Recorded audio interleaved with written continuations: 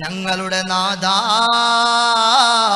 ഞങ്ങൾ മറന്നു പോകുകയോ ഞങ്ങൾക്ക് തെറ്റുപറ്റുകയോ ചെയ്തെങ്കിൽ ഞങ്ങളെ ശിക്ഷിക്കല്ലേ അല്ലാ. മുൻഗാമികളായ ആളുകൾക്ക് നീ ചുമത്തി നൽകിയതുപോലെയുള്ള ശിക്ഷകൾ, ഭാരങ്ങൾ ഞങ്ങളുടെ മേൽ നീ ചുമത്തരുതേ അല്ലാ എന്ന് ദുആരക്കാൻ പറയുകയാണ്. ഞങ്ങളുടെ പടച്ചവനെ, ഞങ്ങൾക്ക് കഴിയാത്തത് ഞങ്ങളെ നീ വഹിപ്പിക്കല്ലേ അല്ലാ. കണ്ടോ, ഖുർആനാണ്. ഞങ്ങൾക്ക് കഴിയാത്തത് റബ്ബനാ വലാ തുഹമ്മിൽനാ മാ ലാ ത്വാഖത ലനാ ബി റബ്ബനാ വലാ തുഹമ്മിൽനാ മാ ലാ ത്വാഖത ലനാ ബി വഅഫു അന്നാ വഗ്ഫിർ ലനാ വർഹംനാ അൻത മൗലാനാ ഫൻസുർനാ അലൽ ഖൗമിൽ കാഫിരീൻ. അല്ലാഹുവേ, ഞങ്ങൾക്ക് താങ്ങാൻ പറ്റാത്തത് ഞങ്ങൾക്ക് വഹിപ്പിക്കല്ലേ അല്ലാ. ഞങ്ങൾക്ക് വിട്ടുമാപ്പാക്കണേ അല്ലാ. പൊറുത്തു തരണേ അല്ലാ. കാരുണ്യം നൽകണേ അല്ലാ. നീ ഞങ്ങളുടെ സംരക്ഷകനാണ്, ഞങ്ങളുടെ രക്ഷകർത്താവാണ്. നീ ഞങ്ങളെ നിഷേധികളായ ജനങ്ങളിൽ നിന്ന്, സത്യനിഷേധികളായ ജനങ്ങളിൽ നിന്ന് നീ ഞങ്ങൾക്ക് സഹായം നൽകണേ അല്ലാ എന്ന് ദുആരക്കാൻ വിശുദ്ധമായ ഖുർആൻ നമ്മളെ പഠിപ്പിക്കുകയാണ്. നമ്മളെ കൊണ്ട് ആകണത് ചെയ്താൽ മതി. നിങ്ങളെ കൊണ്ട് സാധ്യമാകുന്ന രീതിയിൽ നിങ്ങൾ അല്ലാഹുവിനെ തഖ്വ ചെയ്യുവീൻ എന്ന് പുന്നാര ഹബീബ് മുഹമ്മദ് മുസ്തഫ സല്ലല്ലാഹു അലൈഹി വസല്ലമ തങ്ങൾ പഠിപ്പിച്ചു. അതുകൊണ്ട് നമ്മുടെ കൈവശമുള്ള സമ്പത്ത്, അസറുദ്ദീൻ ആ മൊബൈലും കൊടുത്തുവിടാവോ? ഹനീഫ് ഭായി ആ മൊബൈലും കൊടുത്തുണ്ടോ? എൻ്റെ മൊബൈൽ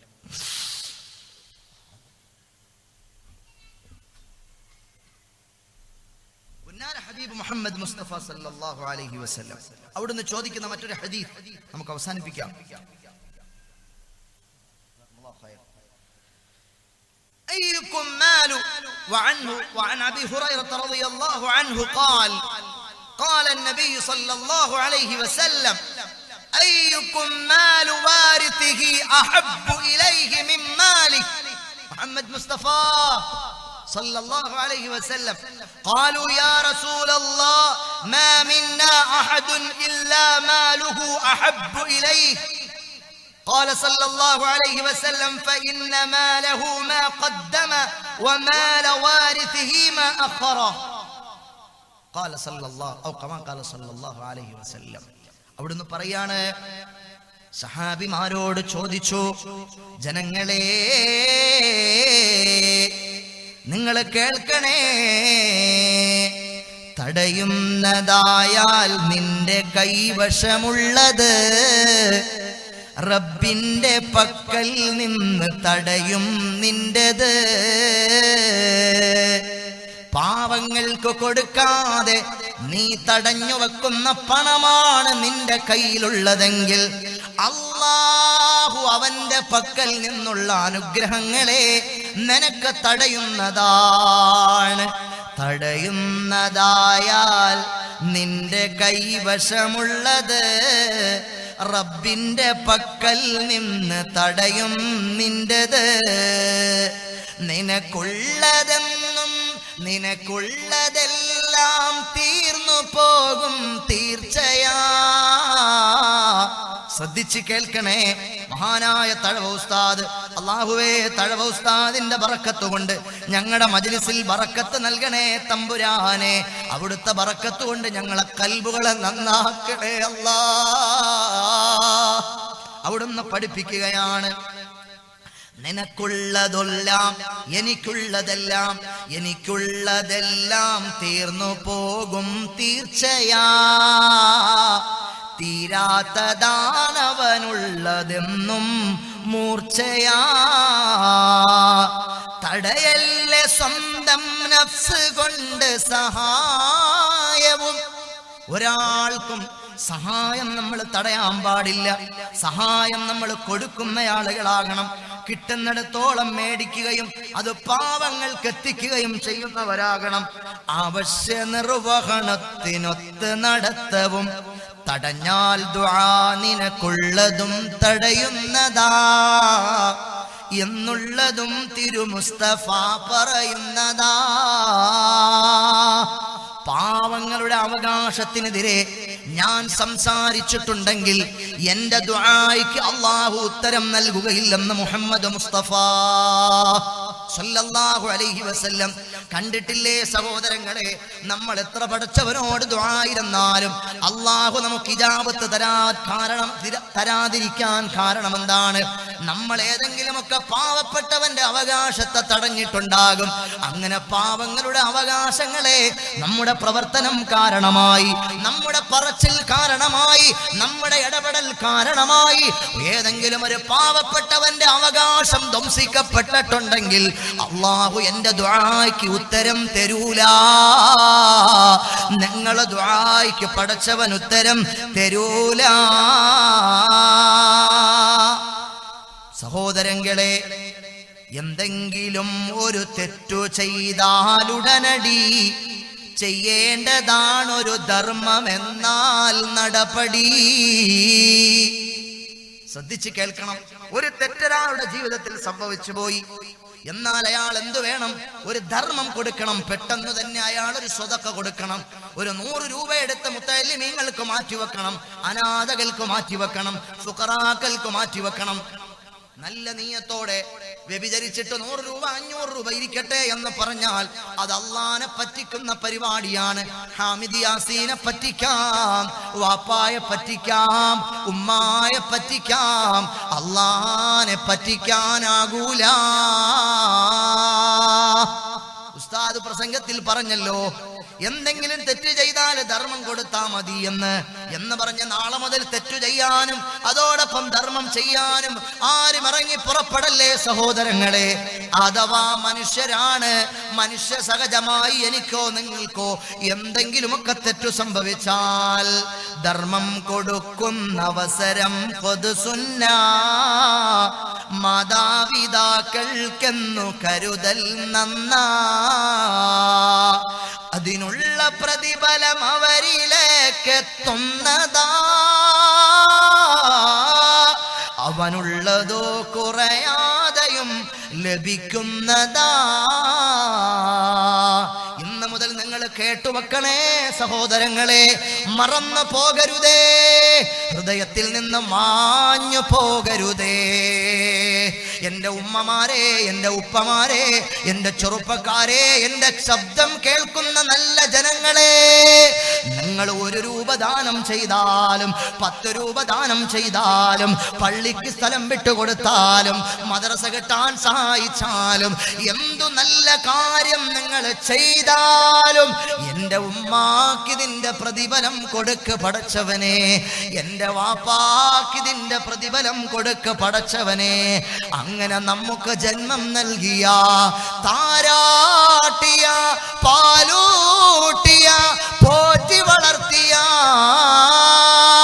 സ്നേഹമസൃണമായ ചുടുചുംബനങ്ങൾ തന്ന, വാരിക്കോരി അണച്ചുകൂട്ടി മുത്തം തന്ന, എല്ലാം തന്ന ഉമ്മാക്കെന്തു പകരം കൊടുത്താൽ മതിയാകും, വാപ്പാക്കെന്തു പകരം കൊടുത്താൽ മതിയാകും? ഇല്ല, ലോകത്തെന്റെ ഉമ്മാക്ക് പകരം കൊടുക്കാൻ ഒന്നുമില്ല, എന്റെ വാപ്പാക്ക് പകരം കൊടുക്കാൻ ഒന്നുമില്ല.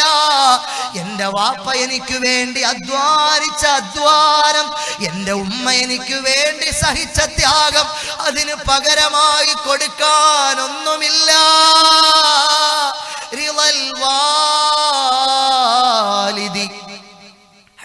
മുഹമ്മദ് മുസ്തഫ സല്ലല്ലാഹു അലൈഹി വസല്ലമ തങ്ങൾ പറയുകയാണ്, അല്ലാഹുവിന്റെ തൃപ്തി വേണമോ? എവിടെയാണ് ഫീരിലൽ വാലിദി? അതെവിടെയാണ്? പടച്ചവന്റെ പൊരുത്തം ഉമ്മാന്റെ പൊരുത്തത്തിലാണ്, വാപ്പാന്റെ പൊരുത്തത്തിലാണ്. അതുകൊണ്ട് ദാനം ചെയ്യുമ്പോൾ, ധർമ്മം ചെയ്യുമ്പോൾ എന്റെ ഉമ്മാക്കിതിന്റെ പ്രതിഫലം, എന്റെ വാപ്പാക്കിതിന്റെ പ്രതിഫലം നീ നൽകണേ അല്ലാ എന്ന് നീയത്ത് വെച്ച് വേണം കൊടുക്കാൻ. അങ്ങനെ കൊടുത്താൽ ആരുമാരുമില്ലാത്ത ഖബറിൽ ഒറ്റയ്ക്ക് കിടക്കുന്ന ഉമ്മാന്, ഖബറിൽ ഒറ്റയ്ക്ക് കിടക്കുന്ന വാപ്പാന് സുഗന്ധമെത്തും, പ്രകാശമെത്തും.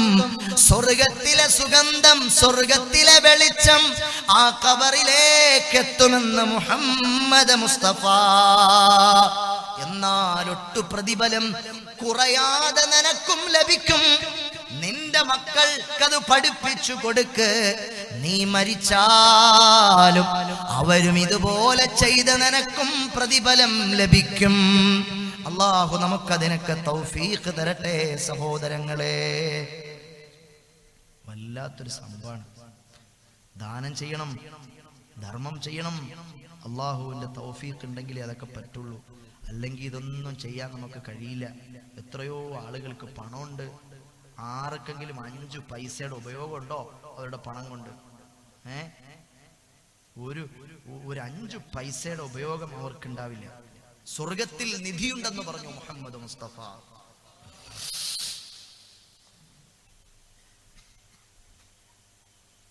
സ്വർഗത്തിൽ നിധിയുണ്ടെന്ന് പറഞ്ഞു മുഹമ്മദ് മുസ്തഫ സല്ലല്ലാഹു അലൈഹി വസല്ലം.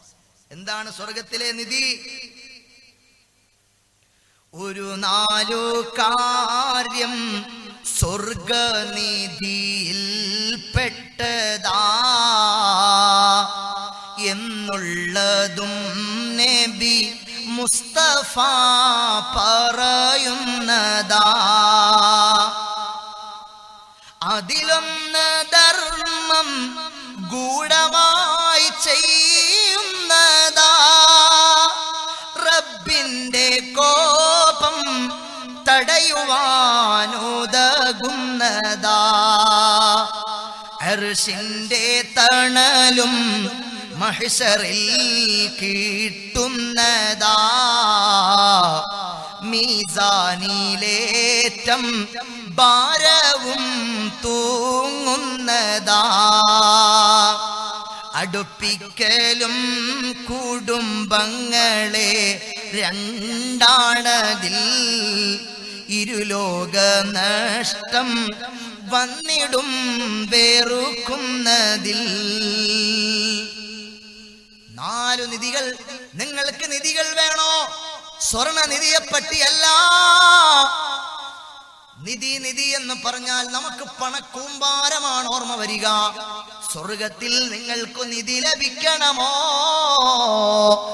ആഖിറത്തിൽ നിങ്ങൾക്ക് നിധി ലഭിക്കണമോ? നിങ്ങൾ എന്തു വേണം? ധർമ്മം രഹസ്യമായി. ഒരു പാവപ്പെട്ട പെൺകുട്ടിയുടെ കല്യാണം നടക്കുകയാണ് നാട്ടിൽ. അവരൊരു പക്ഷേ നിങ്ങളെ കല്യാണം വിളിച്ചിട്ടില്ല. നിങ്ങൾ അങ്ങനെ അറിഞ്ഞു ഒരു പാവപ്പെട്ട പെൺകുട്ടിയുടെ കല്യാണം നടക്കുന്ന കാര്യം. ആരും അറിയാതെ നിങ്ങളുടെ വലതു കൈ കൊണ്ട് കൊടുക്കുന്നത് ഇടത് കൈ അറിയാതെ നിങ്ങൾ പണക്കെട്ടെടുത്ത് പാവപ്പെട്ടവന്റെ വീട്ടിലേക്ക് കടന്നു ചെന്ന് അവൻ പോലും തിരിച്ചറിയാതെ അവന് നിങ്ങൾ കൊടുത്ത് നിഗൂഢമായി, പരമരഹസ്യമായി, ആരും അറിയാതെ നിങ്ങൾ ആരെങ്കിലും വല്ല സംഭാവനയും അല്ലാഹുവിന്റെ മാർഗത്തിൽ ചെലവഴിച്ചിട്ടുണ്ടെങ്കിൽ നിങ്ങൾക്ക് നാളെ പരലോകത്ത് അത് നിധിയാണെന്ന് മുഹമ്മദ് മുസ്തഫ. പടച്ചവന്റെ കോപം തണുപ്പിക്കാൻ, അല്ലാഹുവിന്റെ കോപം തടയാൻ, റബ്ബിന്റെ കോപം തണുക്കാൻ നിങ്ങളും ഞാനും രഹസ്യമായി ചെയ്യുന്ന സദഖകൾ ഉപകരിക്കുമെന്ന് മുഹമ്മദ് മുസ്തഫ. അർശിന്റെ തണലും മഹ്ശറിൽ ലഭിക്കുന്നതാ, മീസാനിലേറ്റം ഭാരവും തൂങ്ങുന്നതാ. അർശിന്റെ തണല് ലഭിക്കണോ? നന്മ തിന്മകളുടെ തുലാസിൽ ഭാരം വർദ്ധിക്കണോ? രഹസ്യമായി ദാനം ചെയ്യണേ ഉമ്മ, രഹസ്യമായി ധർമ്മം ചെയ്യണേ ഉപ്പ, രഹസ്യമായി സ്വതക്ക ചെയ്യണേ ചെറുപ്പക്കാരാ. ഇനിയുണ്ട് കർമ്മം, കുടുംബങ്ങളെ അടുപ്പിക്കുക. ചില ആളുകളുണ്ട്, അതും കൂടെ പറയാമല്ലോ, ചില ആളുകൾ അവരുടെ കുടുംബങ്ങളിൽ പാവങ്ങൾ ഉണ്ടാകും, രക്തബന്ധുക്കളിൽ പാവങ്ങൾ ഉണ്ടാകും. ഈ പാവങ്ങളുമായിട്ട് നിസ്സാര വിഷയങ്ങളിൽ പിണക്കമായിരിക്കും, അവരോട് ബന്ധമുണ്ടാകില്ല. എന്തിനാണ് പിണക്കം? അവന്റെ മകളെ പെണ്ണ് കാണാൻ വേണ്ടി വന്ന സമയത്ത് ഇയാളടുത്തുള്ള ബന്ധുവായ മുതലാളിയാണ്, അയാളോട് പറഞ്ഞില്ല എന്ന് പറഞ്ഞെത്യാദിയുള്ള ചെറിയ വിഷയങ്ങളിൽ പാവങ്ങളായ ബന്ധുക്കളുമായി ബന്ധപ്പെട്ട് പിണക്കം കാണിക്കുകയും അവരോടൊരു വിധത്തിലും സഹായങ്ങൾ ചെയ്യാതിരിക്കുകയും ചെയ്യുന്ന ആളുകളുണ്ട്. നിങ്ങൾ സൂക്ഷിക്കണേ, അത് നിങ്ങളുടെ ഖബറിലും നിങ്ങൾ ആഖിറത്തിലും നിങ്ങൾക്ക് വിനയാകുമെന്ന് പറഞ്ഞു മുഹമ്മദ് മുസ്തഫ. ചില ആളുകൾ അവിടെവിടോ കിടക്കുന്ന സാധുക്കൾക്ക് കൊണ്ടുപോയി കൊടുക്കും. ഇവന്റെ രക്തബന്ധത്തിലുള്ള പാവങ്ങൾ നാട്ടിൽ കഷ്ടപ്പെടുകയായിരിക്കും, കടക്കെണിയിലായിരിക്കും.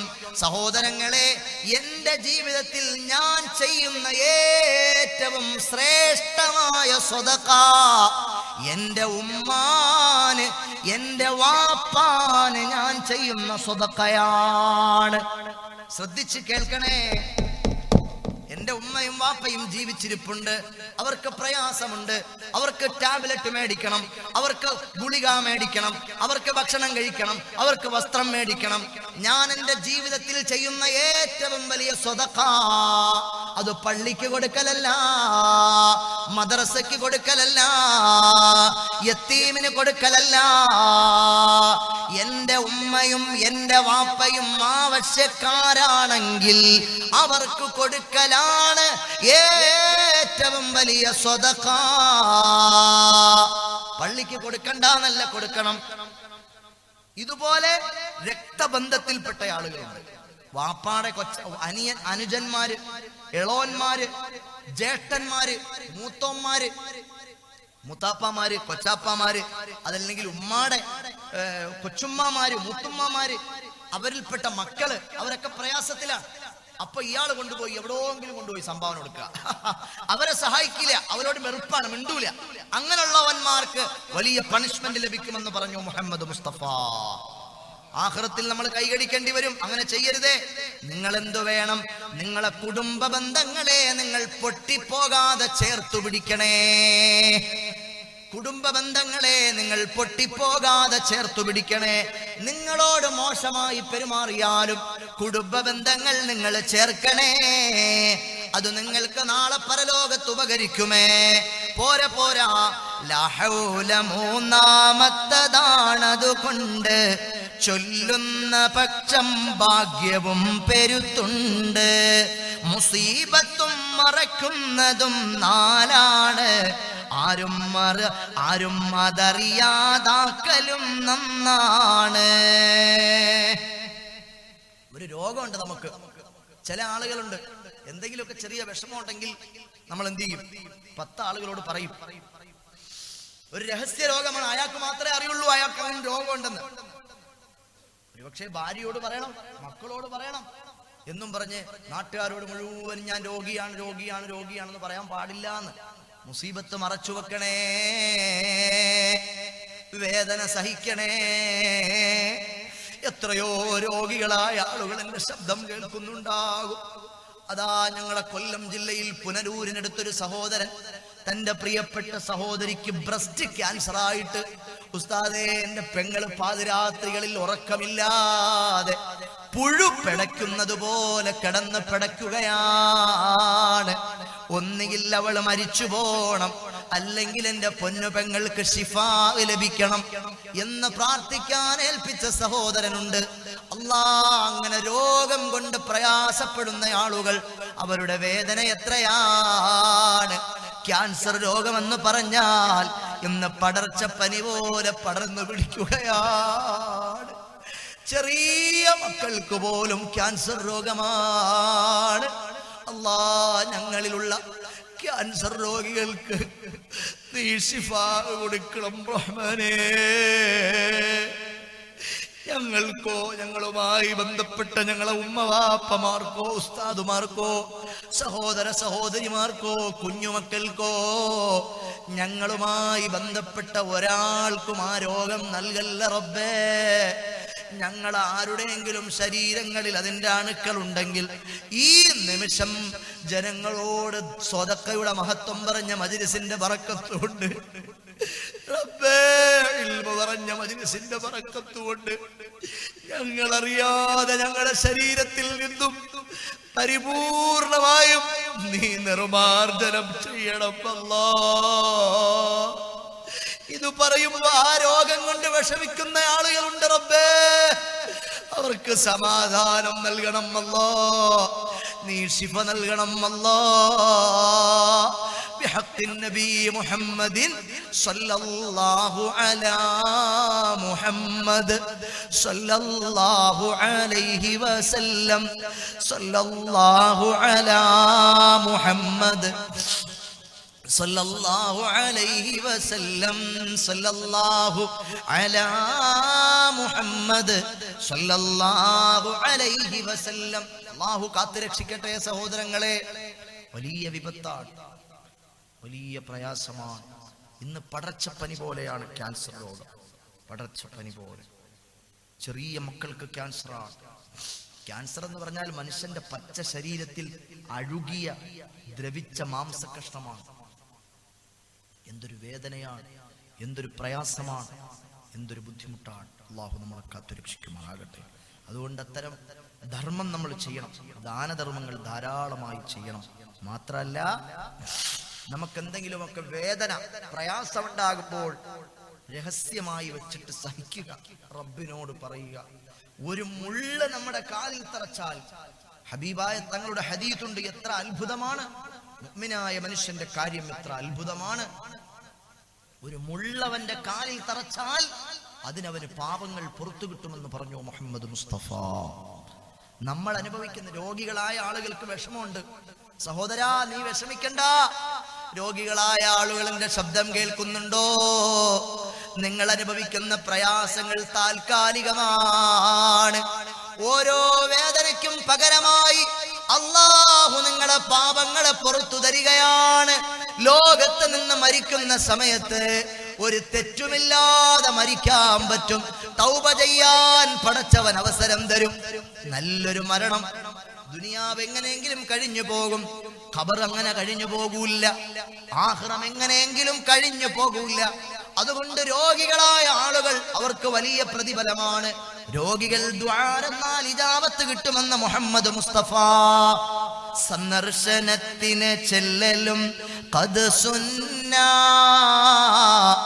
സമയം ചുരുക്കിയെടുത്തു പിരിയണമെന്നാ. രോഗികളായ ആളുകൾക്ക് സന്ദർശനത്തിന് പോകണം. നിനക്ക് പരിചയമുണ്ടാകട്ടെ, പരിചയമില്ലാതിരിക്കട്ടെ.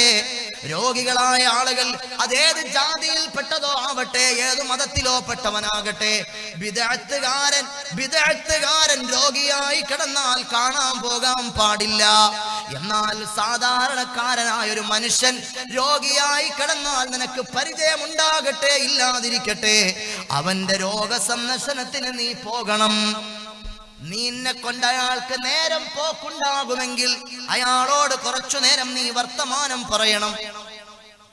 കാരണം നിനക്ക് വേണ്ടി അയാൾ ദുആരെന്നാൽ അല്ലാഹു സ്വീകരിക്കും ആ ദുആ എന്ന് പഠിപ്പിച്ചു മുഹമ്മദ് മുസ്തഫ. രോഗിക്ക് വലിയ മഹത്വമുണ്ടെന്ന് പറഞ്ഞു ഒരു സഹാബി.